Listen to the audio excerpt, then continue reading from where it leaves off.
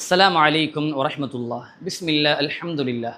கண்ணியத்திற்குரிய அல்லாஹுவின் நல்லடியார்களே, கண்மணி நாயகம் ஸல்லல்லாஹு அலைஹி வஸல்லம் அவர்கள் கூறினார்கள், மன் கான ஆஹிரு கலாமிஹி லா இலாஹ இல்லல்லாஹ் தஹலல் ஜன்னா. யாருடைய கடைசி வார்த்தை லா இலாஹ இல்லல்லாஹ் என்று இருக்கிறதோ அவர் தஹலல் ஜன்னா, சொர்க்கத்திற்கு நுழைவார் என்பதாக நபி அவர்கள் கூறியதை நம்மால் பார்க்க முடிகிறது.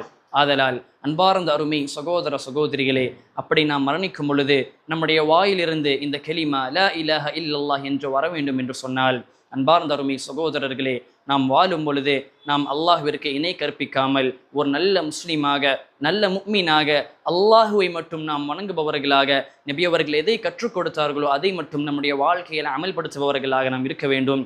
அப்படி இருந்தால்தான் நபி அவர்கள் கூறியதை போன்று நாம் மரணிக்கும் பொழுது நம்முடைய வாயிலிருந்து லா இலாஹ இல்லல்லாஹ் என்கின்ற இந்த திருக்கலிமா சொல்வதற்கு முடியும்.